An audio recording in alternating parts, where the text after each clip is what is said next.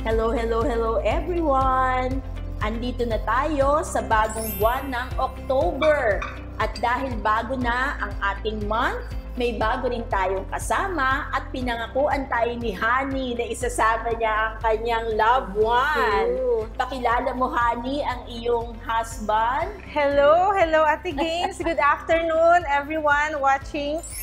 This is the other half of Honeylicious, the Waldylicious of my life. This is Waldy, my bigger half.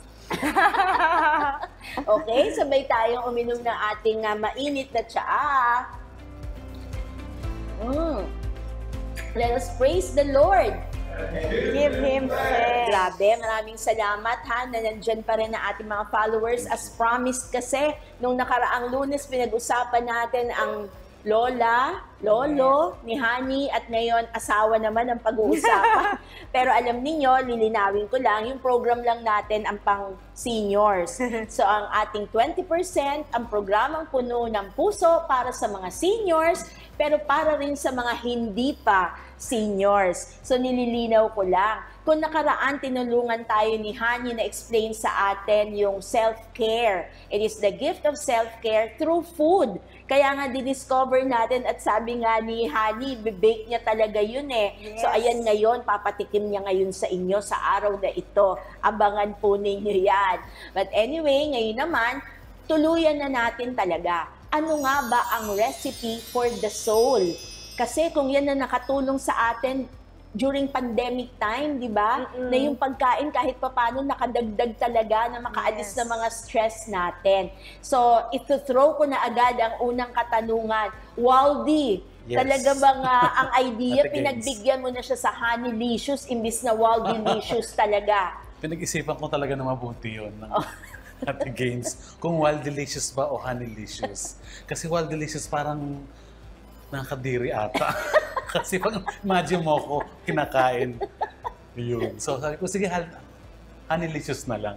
Natapat naman talaga, no? Oh, na shoot talaga. Shoot yung pangalan niya. Tama. Honeylicious. Pero alam ba ninyo, sabi nga, pagka recipe for the soul ang pag-uusapan, laging pagkain, laging drink, di ba?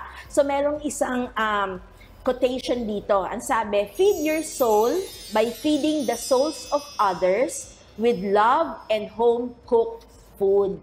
So mukhang doon nakuha ni Honey yung inspiration. Nakasabayan ng kanyang profesyon, mag-open kayo nitong ang Honeylicious. So si Waldy, full-time mo na ba dito? Inubos mo na ba panahon mo dito sa Honeylicious? Actually, Ate Gaines, parang sabihin natin napilitan ako kasi indulge si Honey dun sa concept.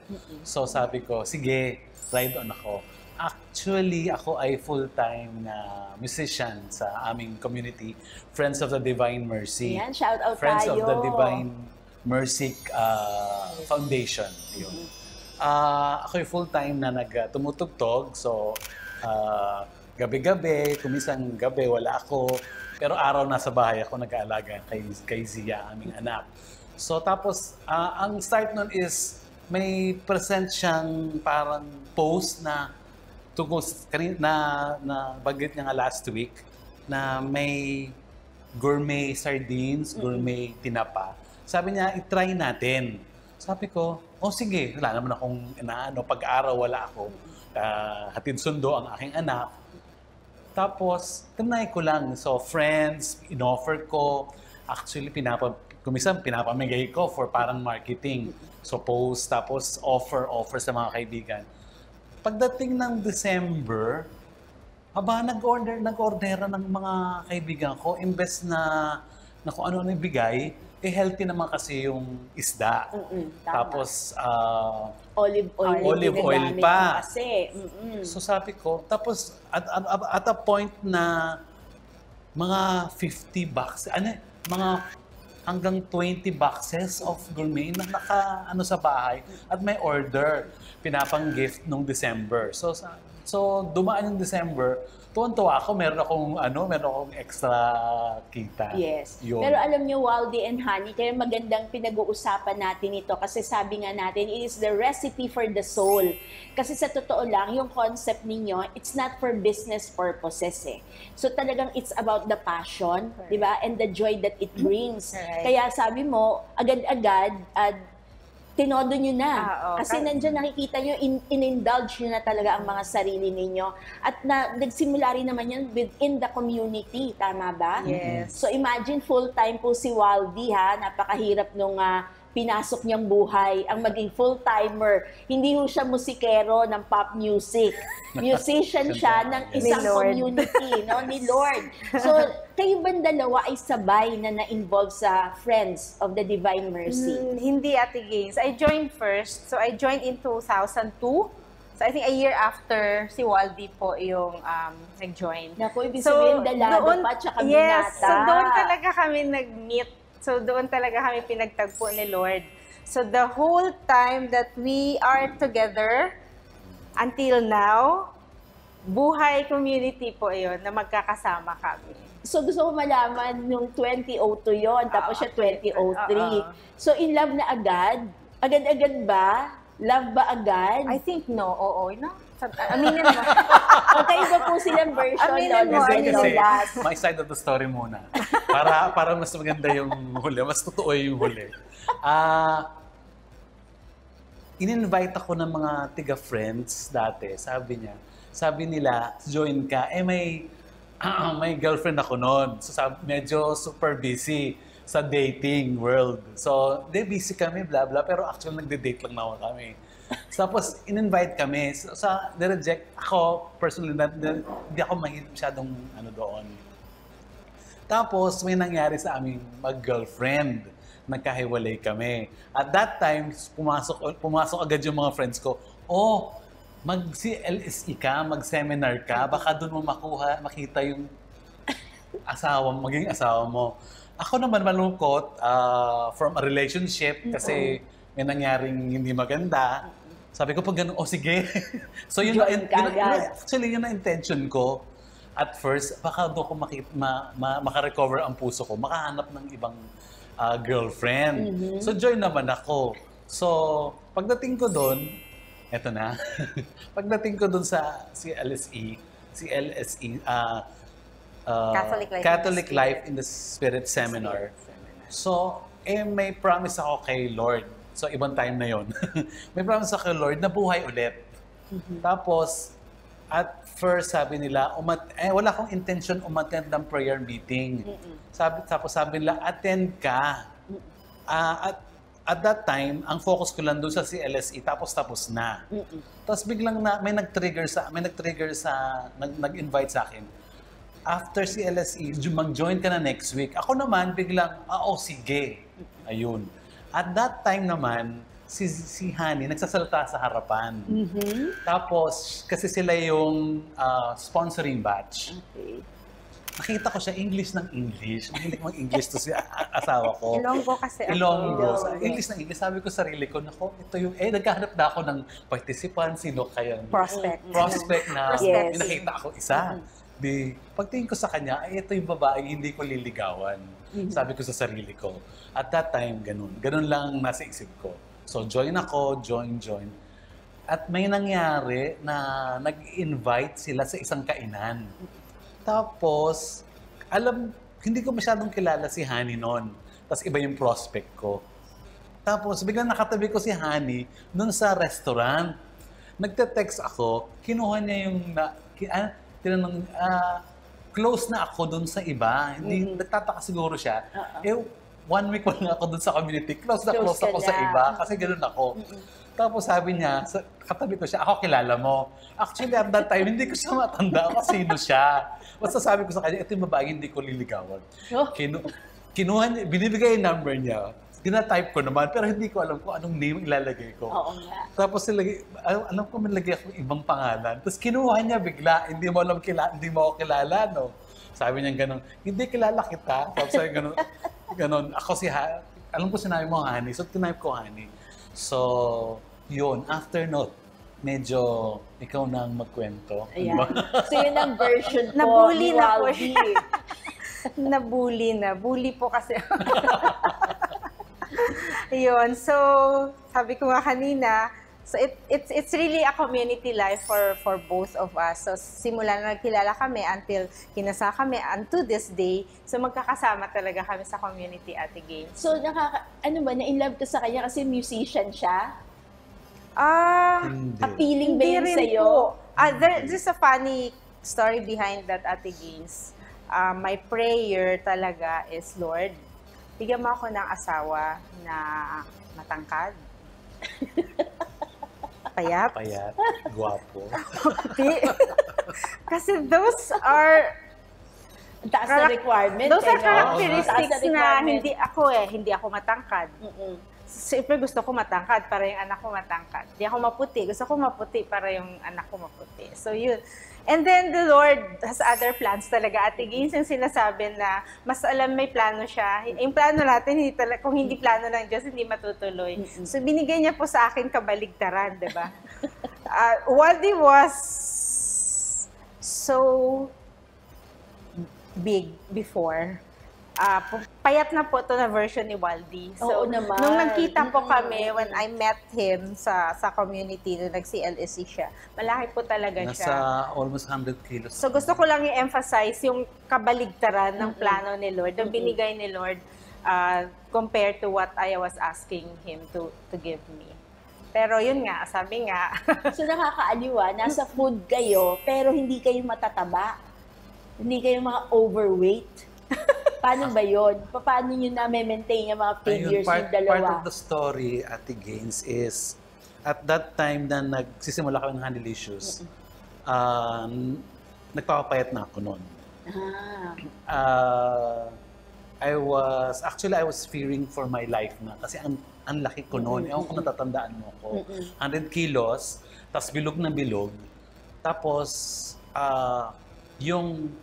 yung father side ko, namamatay lahat sa heart.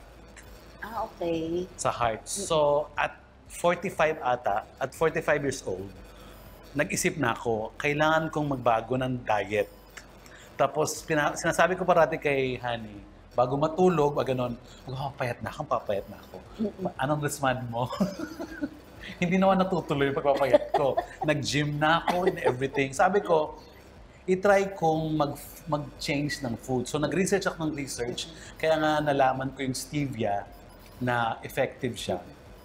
Kasi after one week na puro stevia, chinek ko yung aking sugar, blood sugar, normal siya. So, sabi ko, effective to. So, at that time, nag-change na ako. Tapos, kaya nga, yung partly, yung binibenta namin na Drink. Hindi, na gourmet Okay. is partly kinakain ko rin. Oo nga, nauna nga pala yung gourmet bago Oo. yung barako. So, change ko na yung diet ko, hiwalay na ako sa kanila kumain, nag-less rice na ako. So, doon ako nag-research ng mga healthy foods. Wow, lolos and lolas, naririnig nyo ba? Talagang pag gusto mo talagang mag-change ng lifestyle, kakayanin mo by the power of the Holy Spirit. true. That's true, Ate Hindi, di ba Gaines. totoo naman? Kasi yun yung sinasabi ko sa kanya na yung unang-una mo talagang, the first step to it is makokontrol mo talaga yung sarili mo, yung discipline. Kasi no matter how you want, nga sabi mo lagi, magda-diet ka, mag-change ka. Oo, parati ko sinasabi. Tapos sa hindi kanila. mo naman talaga siya nagagawa kasi iba yung sinasabi. So sabi ko, yung unang-una mong talagang gawin is yung discipline, yung control sa sarili mo na kahit gustong-gusto mo kumain, kahit gustong-gusto mong gawin to, yung una mong isipin, hindi ko siya gagawin. So, Plus, big help makokontrol. nga na in-inspire ka din ng Holy Spirit to discover things that would replace Correct. the usual Actually. na kinakain mo na unhealthy, Tapos di ba? kasi ganito, Ate Gaines, si Brother Rene, magto-talk yan. Regarding, basta nag-landing yung talk niya regarding servants. Dapat ang servant ganito. Isa-isa yan. Dapat nagpe-pray ka. Pumupunta ulit. Kasi conscious si si Brother Rene, conscious kanya sa kanyang health din. Oo. Pag landing sa kinakain mo, lahat na, kung ano yung kinakain mo, ikaw yun. Tapos ang next line niya, pag gulay kinakain mo, nagiging kang parang healthy. Kumain ka ng baboy, nagiging, lahat sila sabay-sabay baboy, tapos titingin lahat sa matataba. Oh. Kasama ko doon. Tapos During tatawanan that nila time. during that time. Tapos sabi ko, isang araw, makikita nyo, papayat din ako, sabi ko gano'n. Ayan, nakikita niyo sa screen niyo yung before and after. Yes. Para makeover, no? Oo. Kasi unbelievable Totoo. nga Yes, talaga, ito. no? Ngayon na kinukwento natin, ibang-iba na kasi si Wowdy, eh. Yun. So, paano, honey, hindi ka naman nagsiselos na wala na yung mga chubby-chubbing asawa mo? Ay, hindi po. Kasi Ate Gaze, ako yung unang-unang gustong matanggal yun. Not so much for the aesthetic, di ba? Siyempre yung health. For health reasons Yes, talaga. for health yun ang reasons number talaga. one. And knowing them kasi yung sabi nga niya, yung family ng sa dad side niya, they die young. Hindi sila umabot ng 60. So, lolos and lolos, huwag Yes. kayong matakot, ha? Kasi kayo nakakanood pa kayo ng 20%. O, Oo. ibig sabihin, alive na alive pa kayo. Pero kahit pa paano, nai-inspire tayo na makakain mo pa rin yung gusto mong kainin, pero Actually, magiging oo. picky ka lang, di ba? Kasi yung concept ng pag pinagbawalan, alam mo, lolos and lolas, lagi yan sa Oo, doktor. Tapos ito yung oo. mga bawal. Pero may alternative Yes. na. Yes. And Ate Gaze, healthy food should not be tasteless, Bland, di ba? oo. Should not Ayan, be bland. ulitin mo sa kanila May mga yan. healthy foods should taste good as well, di ba? Para mawala yung stigma na pag healthy food to, walang lasa to. At saka ako, ang nangyayari sa akin, Ate Gaines, is gumagawa ako ng sarili kong food. So, pag naborn na ako dun sa isang healthy food, i-judge up ko siya.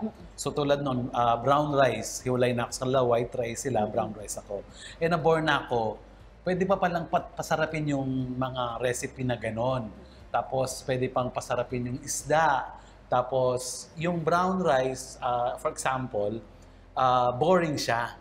Pero ang ginawa ko, fried rice ko siya na gamit olive oil or coconut oil. So nag-iiba siyang flavor. Tapos punuin mo ng, healthy naman ng garlic. So punuin mo ng garlic. At So marami naman tayong garlic, di ba? Yes. Tsaka food for sa heart yun eh. So ganun yung pag-ano ko, adjust up ko. Nagpe-play ako ng kung ano-anong nag-experiment ako ng kung ano-anong food. Basta masarapan ako at paborito ko. Pero at di ba healthy. paano ang reklamo ng lolos and lolas natin pag masarap, mahal?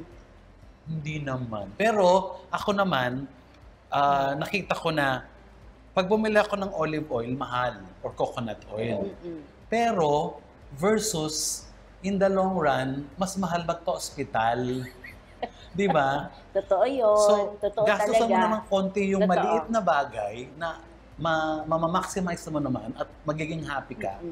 Versus sa hospital mo siya, gagastusin na Totoo. napakalaki. Totoo. Ayun. At saka kasi you cannot do away with oil eh. Di ba? Talagang breakfast, Oo. lunch, and dinner. May sangkap na oil talaga yung Yes. kakainin natin. So you might as well invest wisely. Yun ang that's inisip true. ko, investment yung olive oil, yung kahit mahal. So, Waldy, bago ka naging full-time musician sa Friends of the Divine Mercy, anong pinagkaabalahan mo noon? Ako ay isang employed sa bank. So, teller, new accounts. So, ganun. parang magkahilera talaga kayo. Kasi accountant, di ba, bangko. So, parang nagbe-blend talaga kayo, Actually, Ate Gaines, one decision din, bakit siya nag-full-time Full-time. or stopped working. When we had Zia already, so there was a point na nag-isip kami na hindi pwedeng iwanan mo lang yung bata eh. Hindi pwedeng iwanan mo sa ibang tao because you're out there working. Parang it's unfair na bringing a child up, pero iasa mo lang din pala sa ibang tao. Oo. So we really thought about it and we decided na one of us has to really quit work. So one of us has to, because there should always be a parent na kasama yung bata. Especially yung time na nagsa-start na siya Formative years. mag-aral, yung ganon. So we decided na siya nga. Kasi siya, may pwede siyang gawing iba. He has music, he can do arts kasi medyo artist din naman siya. So, So, parang gifted may alternative pala. siya. Gifted Oo, pala si so, Waldy. Creative siya yung yan. pwedeng, siya talaga yung pwedeng maiwan sa bahay. Pero kakaiba ha, kakaiba yung settlement ninyo. Ibig sabihin talagang guided and inspired by the Holy Spirit. Kasi Amen. kung typical family lang, di ba, parang iaasa sa lolos and lolas eh. Parang yun yung immediate na di ba na, we have to work, ayan, pasok, lolo and lola, di ba? Kaya yun ang sabi nga nila mga apostolate. Yun ang kanilang ginagawa. So, usapang mag-asawa naman. Gusto kong tanungin kayo kasi this is also biblical. Ang sabi dito sa Romans chapter 12 verse 20, "But if your enemy is hungry, feed him. If he is thirsty, give him a drink, for in so doing, you will heap burning coals on his head." So, usapang mag-asawa, paano naman pag nagkakainitan kayo ng ulo? So, paano, sino ba ang nanunuyo? Sino ba ang nagpo-pursue kanino? At pagkain ba ang sikreto? Long pause. So May buntong hininga silang this is dalawa. Ate Gaines. I'm not sure kung maniniwala kayo or not. Pero we've been married since 2006. So that's 17? Yeah, 17 years. May mga friends kasi kami when they got married, ang daming adjustments. So kami, when we got married, wala kaming adjustments basically. Sabi nga namin parang mag-boyfriend lang kami. Ang nag-change lang is magkasama na kaming uuwi. Magkasama na kami sa isang Dati bahay. hatiran kayo. Dati ng kasi, hatiran. hatiran. So, magkasama na kaming uuwi sa isang bahay. Pero throughout those 17 years, sana hindi naman mangyari, di ba? We're not praying for it. Wala kaming major troubles eh. Wala kaming major, walang masyadong arguments. Well, Kasi ayoko nun. Pag may ganong arguments, di ba sinasabi mo, hindi ko pinapansin masyado yun eh, tinatawanan ko lang yun. Yung advocacy ko kasi sa buhay mag-asawa is, you should always laugh together. So, yun talaga. So, hindi lang pala eating together, dapat laughing together. Oo, important talaga siya. So, tama naman, sabi nga ni brother rin, nakahanap ako ng laruan in Waldy. pag nagkakamali A ako, willing nagagalit victim. ako. Oo. Pag nagagalit ako, tinatawanan nila ako. Oo, so, hindi kami we don't dwell with arguments. Hindi kami ganon. So, no? Tsaka ako madali akong madali akong mag-flare up. Pag mamaya-maya, kinakausap niya ako, makulit, nawala na. So, nadadaan ka sa lambing ng isang Ilongga. Hindi siya malambing, pero malambing. Basta ganon. Kasi ako naman, ang point of view ko naman sa marriage is, bakit mo gagawing, kanyari nagagalit ako, may tampo ako, or may sinasabi siya, may kinimkim ako. Sabi ko, bakit ako magdadwell doon sa galit ko? Pwede ko naman mawala. At saka, kung minsan, nakikita ko na sa mag-asawa, yung malilit na bagay, yung lumalaki. Ba't mo papalakihin? Tapos, nakikita ko na dahil nga nasa community kami, so may mga siyempre may prayer time ako. Nakita ko yung isang aspect na ano yung unang miracle ni Jesus, yung turning water into wine. The wedding at Cana. Yes, ang una niyang miracle at importante na mapakita niya na when marriage yung kanyang unang miracle. So, doon sa aming bagong ikasal, di ba, alam naman natin, kakausapin yung pare, at ang kwento ng pare is wedding at Cana. So, alam naman natin yung tungkol doon sa wedding na pag nawalan ng gana, pag nawalan ng saya yung marriage, yung wine, pag nawala yung wine, yung masarap, yung tubig, na dryness, the blandness of your relationship, i-ask mo lang si Lord at gagawin niyang wine ulit na mas masarap. Wow. So, ganun yung aking, ba't mo sa sentro sa sarili mo yung galit mo sa mo? if we and isa kami sa ano ni Lord sa relationship na as a married couple, iisa kami. So, kung masaktan ko siya, parang masaktan din ako. That's true. So, kung minsan, yung ibang tao nga napapatawad natin. Tapos, yung neighbors nga, love our neighbors. Kung minsan nakakalimutan ng ibang lalaki na married na kasama sa neighbors yung asawa mo. Diba? Kasi parang ang Nagpapatawad. concept, given na Ibang yan. oo, Parang gano'n. yes. Alam mo na yan. Oo. Ganon. Kasi ibang tao, mapapatawad ko. Pero pagdating sa bahay, ano ba, ganyan, ako ganyan. So, ang ganda-ganda naman itong pinag-uusapan natin, Waldy and Honey, kasi hindi lang recipe for the soul, recipe for marriage din. Di ba? Amen. Kasi talagang, yun nga naman ang sikreto. Laging ang tao naghahanap siya ng spark. Laging ang tao, yun di ba? Tapos pagka naging bland na ang lahat, naghahanap na ng ibang spark.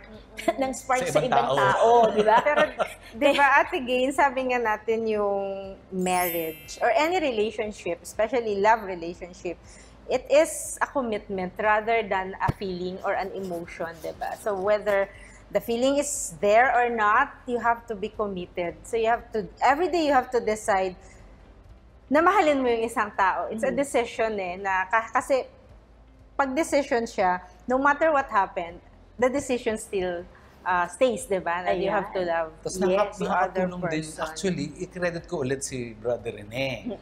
Kasi ang una ko natutunan kay Brother Rene, nung first few years ko sa mga talk niya is, you should love God above all. Above your family, above everything, above. Number one, si Lord. At that time, parang may kumukontrang grupo na dapat mahal mo ang pamilya mo. Unahin yung pamilya mo. So ako naman nahati, oo nga. Pero si Brother Rene, insistent. Kasi human as we are, di ba? Dapat unahin mo yun. Di ba? Kunyari may problema sa pamilya mo, unahin mo si Lord, pupunta ka sa unahin mo yung problema. Pero in the long run, after so many years, siguro lately ko lang na-realize, si Lord ang una. Bakit? Kasi pagka nasaktan ka ng asawa mo, nasaktan ka ng anak mo, hindi mo na mahal. Di ba? Nagkaroon ng problema ang asawa mo, nasaktan ka, hindi mo na mahal. Kasi sa kanya nakasentro. Nakasentro. Mamaya, Lord, ba't ganito? Ba't ganyan? Lord, hanap na ako ng iba. Ganon. That's true.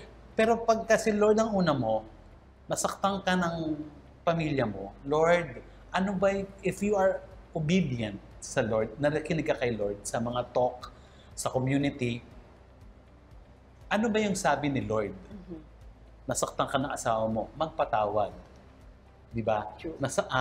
Nagka-problema kayo, ano ba sabi ni Lord? Nagkakaroon kayo ng gusto nyo maghiwalay, ano ba yung number one bilin ni Lord? Hindi ka na kailangan mo gano'n. Ang simbahan, ayaw ng hiwalay. Period. Balik ka sa obedience kay Lord. Si Lord pa rin. Tama. Yun. So magpo-full circle din naman talaga yan It is you and God at the end, di ba? Correct. Kaya sa lahat ng ito, biyaya na lang itong na-enjoy natin na may pamilya tayo. Correct. Pero kung Amen. niloob din talaga ng Diyos na wala kang pamilya, totoo yun. Nakikita natin yan sa community, di ba? Hindi naman lahat happily married, di ba? Meron yung iba, married, walang anak. Meron naman yung iba, may anak, wala namang asawa. Yeah. Di ba? Iba-ibang Kaya at the end, circumstance. lahat ng ito, nag-uugat sa Diyos talaga. So anyway, wala na ang mga lolos and lolas natin, nandyan pa yung mga spouses ninyo. Yeah. Kaya ma-enjoy ninyo Ang ang galing, pangangaral sa atin ng younger than you. Di ba? Pero talaga, it all boils down into one, the value of God. Correct. That is the Amen. perfect Agree. recipe for our soul. So, may in-laws ka pa ba, honey? Yes, mom, Waldy's mom. O mag-hello ka sa... Hi, Mama. iyong- So yung dad, hindi ko na naabutan, but naabutan ko pa siya, but we were not yet married. So he passed away before we got married. May I ask how old is your How old is mother-in-law? 78. So bata pa yun. Medyo Bata pa yun. Tapos gusto ko lang i-credit ang nanay ko na Please do, address her. Anong Ah. pangalan ni Mami? Rosie Uwasan. Hi, Mami Rosie. Dati siyang Miss Candon. nanalo sa beauty contest So sa Miss Candon. beautiful. Ayun. siya yung unang nagsabi sa akin, pag nag-asawa ka, Waldy, umalis ka ng bahay. At that time, mag-isa na lang si Mama. So, naawa ako. Pero, di ba nga sabi ko kanina, above all, si Lord. Yes. Ano yung bilin ng Lord? Leave your parents. At ibang pamilya ka na. Hindi na pamilya ang parents, kundi may sarili ka ng pamilya. At yun ang bilin rin ni Mama sa akin, humiwalay kayo. Mag-rent kayo, mag-own kayo ng bahay, kahit maliit, basta sa inyo, humiwalay kayo ng bahay. So, naging obedient din ako sa nanay ko. Hanap kami. Pero, malapit ka lang, anak, ha? O, sige, okay, malapit lang. So, isang kalabit lang, Waldy, punta ka dito. Okay, masandali dito. Okay. At least nearby. Yes, oo. So, napaka-bless mo naman, honey, kasi napakalawak ng isip, no, ng iyong mother-in-law. Oo. Kasi it became easier for the both of you na mag-start on your own, maging independent. Correct. Kasi hindi na mahirap dahil nanggaling sa kanya yung ano eh. And yung point doon din, Ate Gaines, na it was a struggle din kasi siya mag-isa lang eh. So yung default noon is one of the children should live with her, di ba? Kasi mag-isa lang siya eh. And then, so bakit hindi kami pwedeng tumira doon sa kanya? Pwede, kung titingnan mo pwede talaga. Parang yun yung the most practical steps, di ba? Pero yun nga, sabi niya nga kasi, dapat we should build our own family din. Amen. So maraming salamat para dito sa ating episode na ito na Food Recipe for the Soul. Pero yung food nga na ito, dito nagsimula ang lahat kasi with honey, food is an experience. Yeah. Kaya sana sa susunod naman nating episode, maakay nyo kami sa kitchen ninyo. But meanwhile, pwede bang i-lead nyo kami sa prayer natin sa Kitchen's Blessing? Talaga yung kitchen natin, pinapabless natin. At dahil si Waldy ang naiiwan sa bahay, siya ang maglilid ng prayer natin. So, name the Father, the Son, and the Holy Spirit. Amen. O Lord, may this kitchen be the heart of our home. May our home be full of love. May love be made anew here each day for others to taste and know your blessings. Amen. Amen. Let us praise the Lord. So we'll see you again next Monday at may surprise na kasama si Waldy at si Honey. See you again on Monday. Bye!